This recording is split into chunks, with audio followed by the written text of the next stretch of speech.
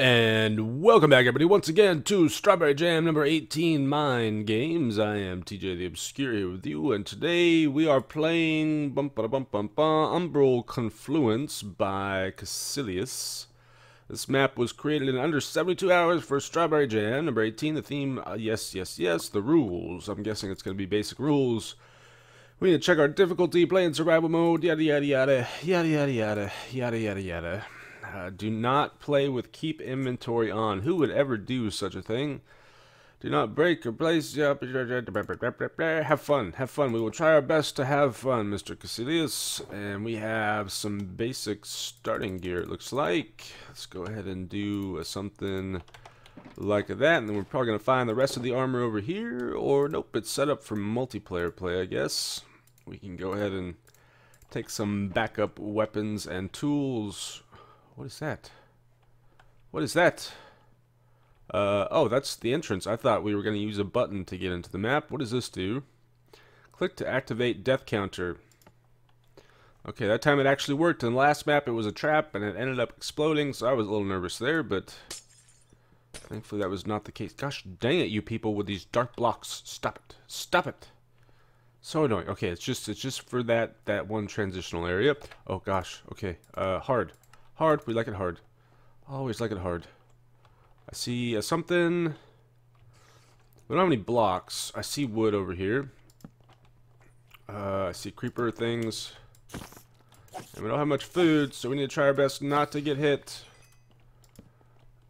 Let's go ahead and light that up to the best of our ability. While we grab us some blocks. I hear zombies. And let's make a pick and grab some blocks so that we can actually get up here and start taking things out and get out of spawner range at the same time. Like so, I think something like that should work. And one pick coming right up.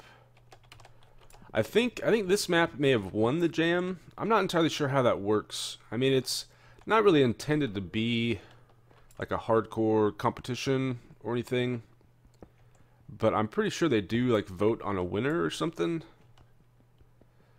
And I think this one might have won for this jam. I guess we're gonna go with the pink blocks, and we can recover our torches here as well. I just need a few for defensive purposes, otherwise we could get into some trouble here. And I don't know when we're going to get access to more torches, so we don't want to waste too many of them. In fact, we can probably stick with just one. I don't know if natural spawns are on. Based on what I've seen and heard, I would say no. But it looks like it's going to be maze-like. Let's just start by going clockwise, shall we? Long hallways, long hallways.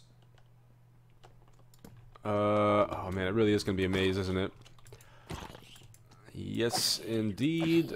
Okay, die already, guy. Those are not my blocks. And a one spawner down. Say goodbye, Mr. Zombie. I wonder if Zisto is ever going to play a CTM map ever again. I would love to see him take on, well, pretty much any map. Titan's Revolt would be interesting once the next update comes out. And I guess it was smart to choose the pink, since that's what we're finding more of. And that, okay, well is this taking us to a different color? No, that's still pink. Okay, let's just keep heading in this direction, shall we?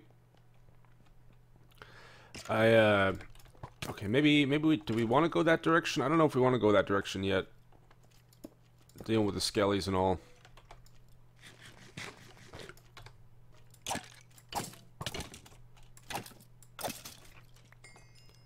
One down. Two down. And spawner down. Just about. Okay. Well done. Well done. I feel like I hear something walking. I might just be going crazy, though. Now I feel like I forgot what I was talking about. Oh, man, get up there. Get up there. You can do it, guy. You can do it. Well, there's a shield for us. I already have 3 different kinds of food. And another pick. Let's just go ahead and get rid of those guys. Clear up some room in our inventory. And let's put some light down just so that we know that we've been here. Oh yeah, I was reading about something, some kind of... Oh, you know what it was? Okay, we just teleported right there. Yeah, okay. Using Render's trick. Okay, spawner over here now. Can we reach it? Well, we might be able to. Oh, there's spawner over there as well. It was one of those Ask Reddit threads where they asked for like the creepiest photos and stuff like that. And like unsolved mysteries. And somebody mentioned the story about the girl who gets caught in the catacombs. I think they're in Paris. And I'm not entirely sure all the details of the story, but she ends up getting lost in the catacombs. And I know I've seen photos and I've seen some documentaries that cover the catacombs. And they're pretty, you know, maze-like, twisting and turning and confusing. And people, I guess, will often get lost in there. Oh, that's right, we're going to keep going in this direction, right? Something like that. And, you know, she ends up getting lost and she actually... Okay, this is the first room that we were in.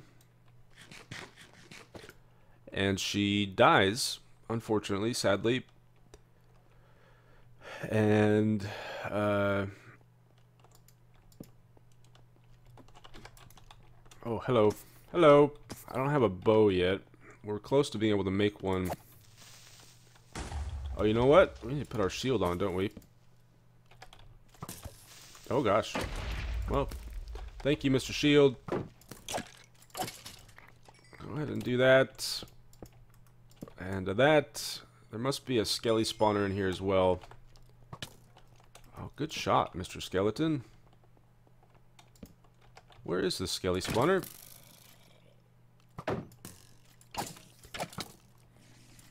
Anyway, somebody asked in the thread, like, what would you do in that situation if you happen to get caught somewhere? And apparently, and I know I've heard this before, but if you just, like, stick to one wall... in fact, I think I read this for, like, way back when Minecraft was fairly young. And people would get lost when they were caving and stuff. And you always, you know, put the torches on the right-hand side or the left-hand side or whatever. We're gonna run out of food here if we're not careful. But so long as you stick to like one side of the walls, apparently you will eventually get out. So long as the wall that you start on isn't an island.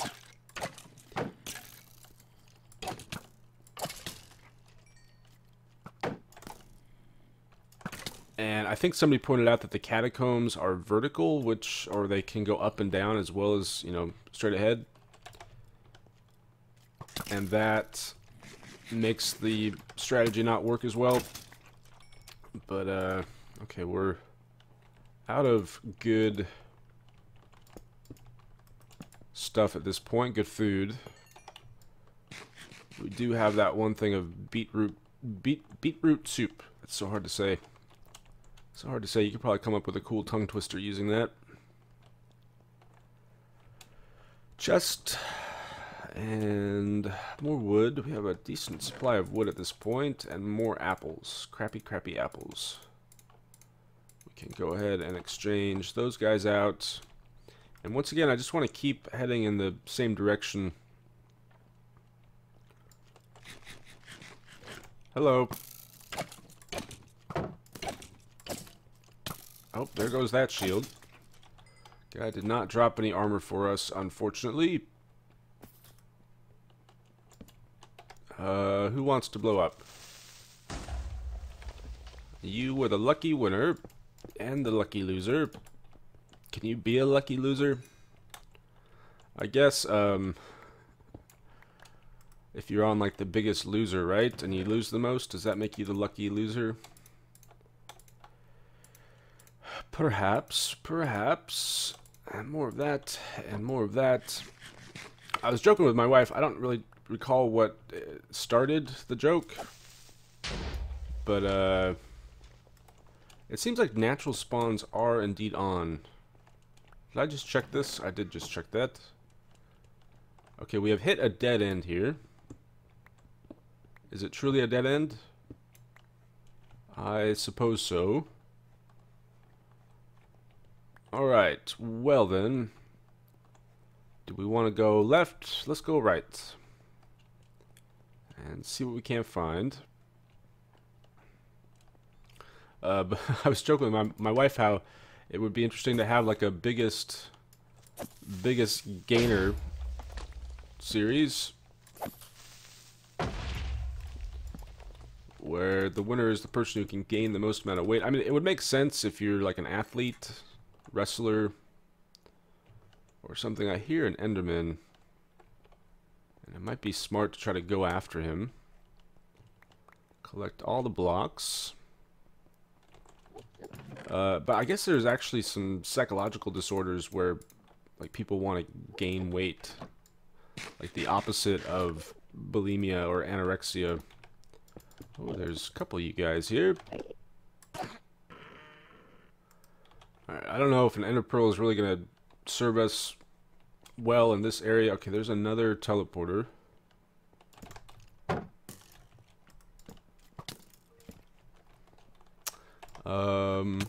Hey. Guy, not cool. A one. It looks like more spawning.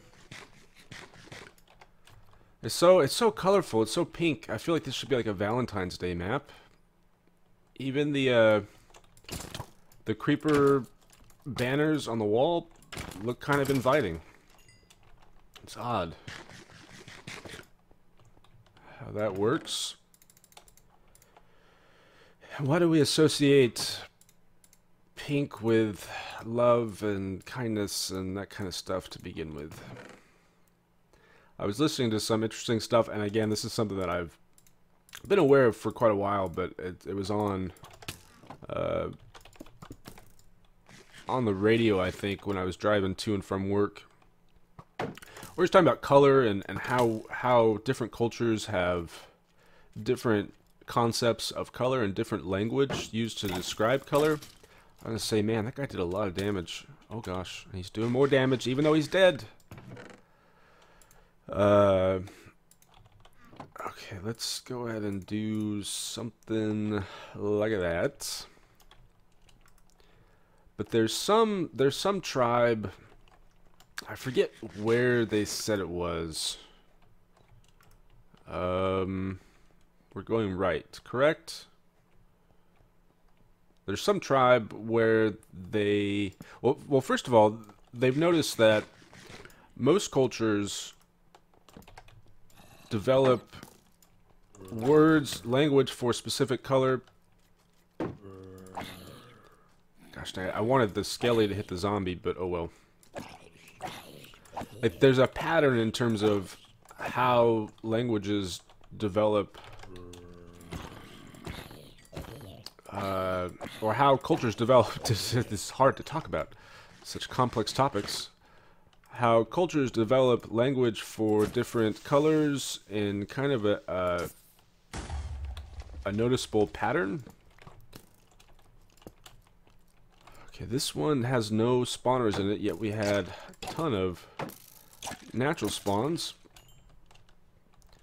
So, for example, I think the first color that is named in most languages, this doesn't apply to all languages, I don't think, but the first color that they come up with the name for is always red,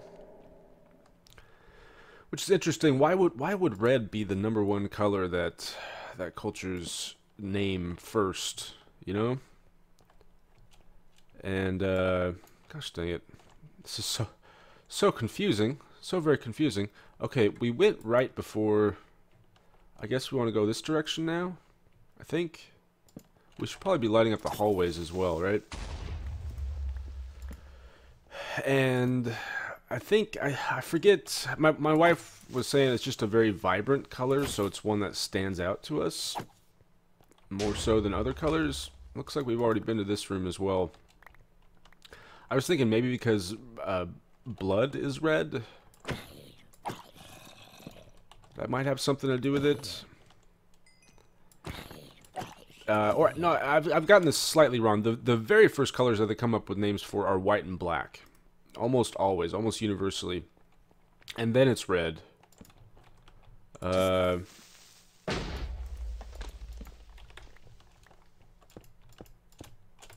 And after that, there's not as much consistency across cultures in terms of what color they name next. But from what I understand, blue is almost always one of the last colors that cultures come up with a name for. And so one guy did this experiment where he went to some tribe where they apparently didn't have a concept of the color blue. And he showed him like 12 different slides. And 11 of the slides were the color green. And then one of them was the color blue. And he asked them to identify the slide that is different from the others.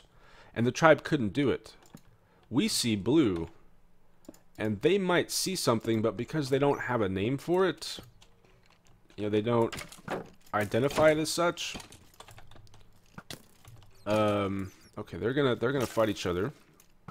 Well, actually, he's gonna get killed. Is what's gonna happen. Okay, now they should fight each other. Maybe the guy in the armor is probably gonna win it. I have a feeling. Oh gosh, that bat kind of freaked me out. And down you go. So, but I don't know if you can you really imagine that? Like there's the color difference, but because you lack a word for it, your mind doesn't see it. Or again, it may see it. Like what exactly is going on is something that probably needs to be further investigated. And for all I know, it has been.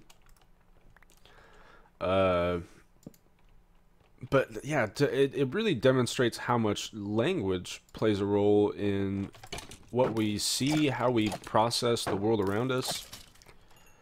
Yeah, there's the Whorfian hypothesis, which is that kind of language, and this is a simplification, but language to a certain extent determines thought, or controls thought, or has an impact on thought.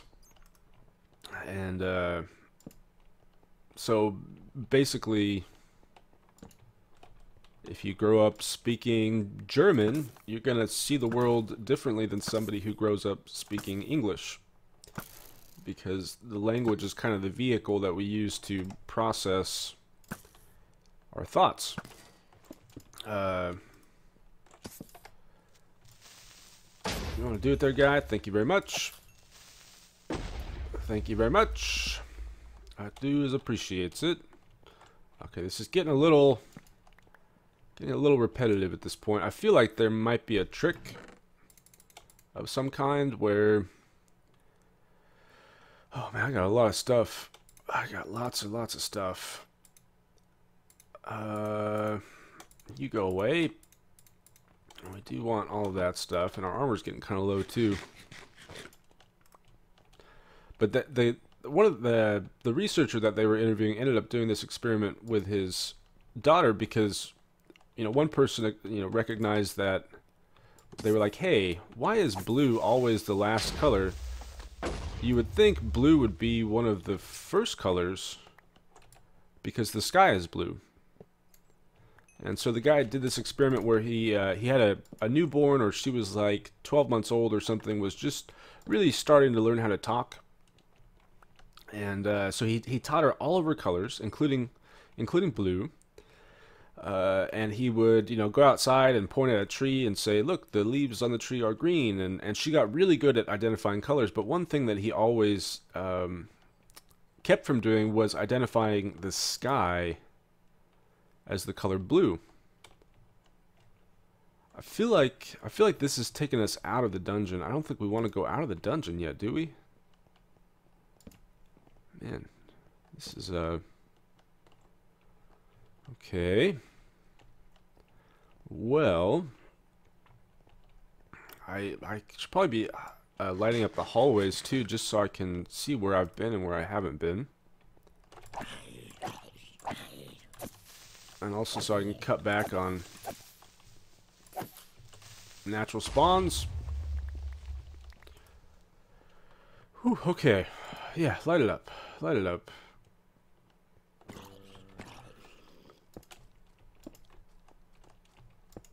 Oh gosh, almost overjumped it there. So, he takes his daughter outside, and again, she can identify the color blue. So he shows her, I don't know, a painting of a blue water or something, and she'll identify it as blue. Takes her outside and has her, points up at the sky and says, "What color is it?"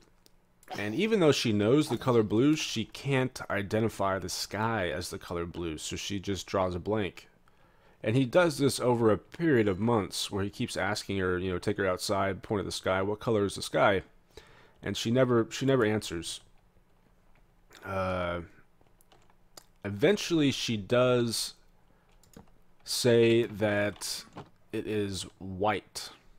That was her first guess. Which, depending on weather and stuff, it can look white, it can look gray. Right? Oh man, I'm so confused, and now I feel like we're never going to be able to find the one room that went down. Okay, sure, this direction. This direction. And eventually she does. She identifies it as blue, but I find that fascinating, that what seems so common sense to many of us, yes, the sky is blue. For whatever reason, our brains early on do not really, can't really put that together. And the guy was trying to explain it, and the way that he explained it, it kind of seemed like the sky it's not really a thing. It's kind of abstract, I guess you could say. And so it would be like pointing out into nothingness and asking, what color is this? Oh gosh, that's freaky. And that's kind of how they explained it, but it's still pretty fascinating to me. I have no idea how we got onto this topic, but I felt like sharing.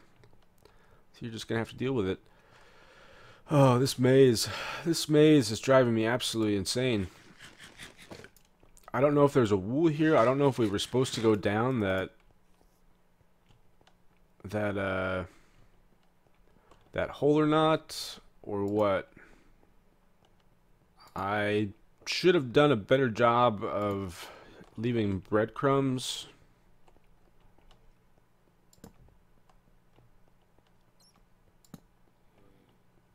But yeah, it's a little late for that now. We're about to run out of torches too. Okay, we're back. We're back at the start. Oh, thank you. We have made it this far. Let's go ahead and grab ourselves a shulker box. That way we can maybe put up some of this junk. And if we don't find our way out soon, we're going to end up starving, just like that. Just like that girl in the catacombs. That's such a sad story. Gosh, I can't even imagine what that would be like. And we have been here. We have been there.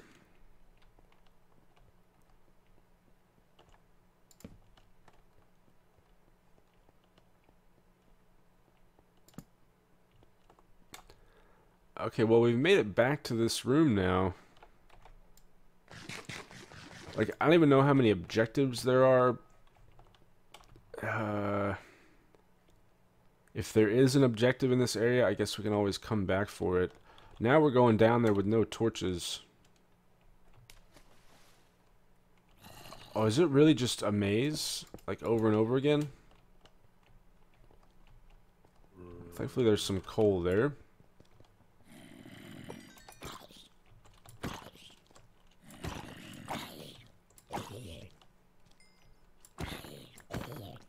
Hey, we got a piece of iron.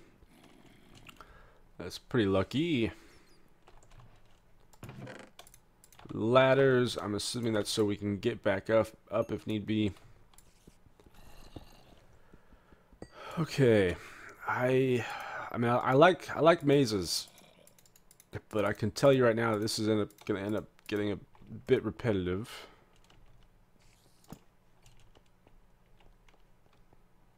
I guess we're going this direction.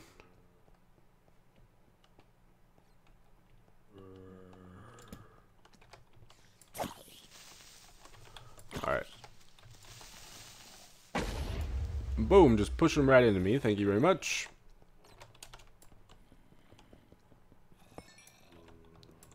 And let's see, our armor's looking alright.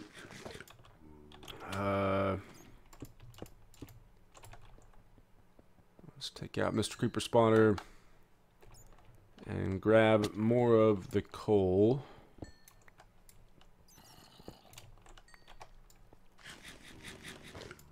I hear quite a few mobs. They sound like they're behind me. Alright, I'm just choosing random directions at this point.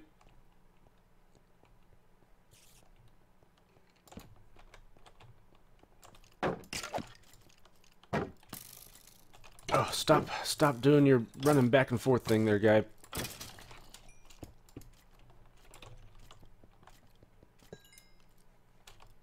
Got it.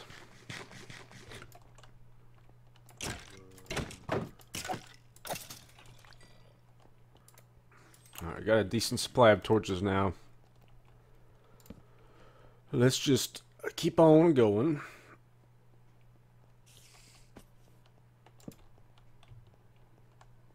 Oh, apparently my shield is done for. Well, we can make another shield.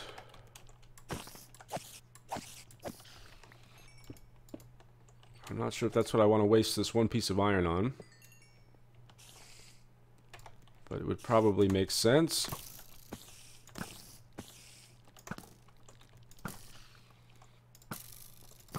Ooh, that spider trying to sneak up on me. Not cool, guy.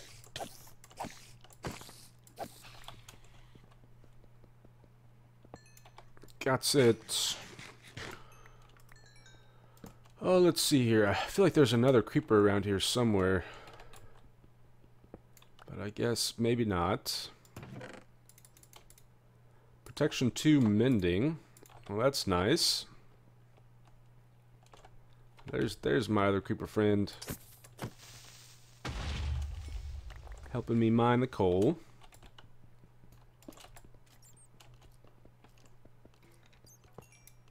Alright, skelly spawner down.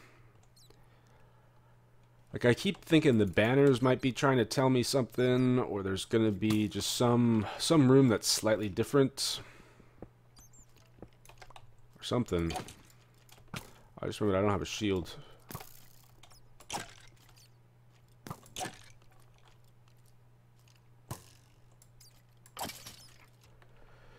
Keep on running, and we have gone in a circle. Gosh dang it. Okay, we're gonna go this way then. I can 3-shot the Caecillius now. Let's make sure we put some light down so we can tell where we've been and where we haven't been, although the freaking teleporters kind of make that difficult. Oh, this is an interesting room.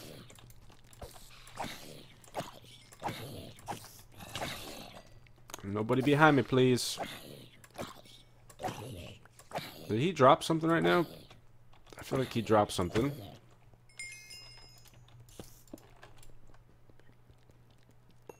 And a 1. And a 2.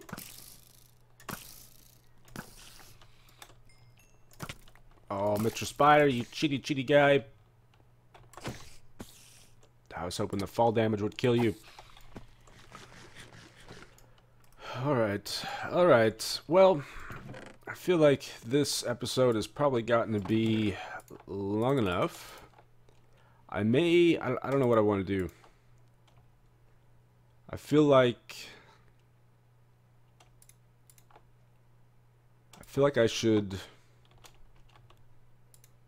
keep playing and then just, I don't know. Because if I do a whole nother episode where it's just me wandering through the maze, it's going to be kind of boring, I imagine. So I kind of want to keep playing. Yeah, I don't know. I don't know how many more layers there's going to be. I don't know how many objectives we're going after, if this is just one dungeon or... I mean, the jam maps, they have to have 3 objectives, right? I believe so. In which case, maybe there was an objective on the previous floor, and we just didn't find it. And that's going to be really freaking annoying if we have to go back.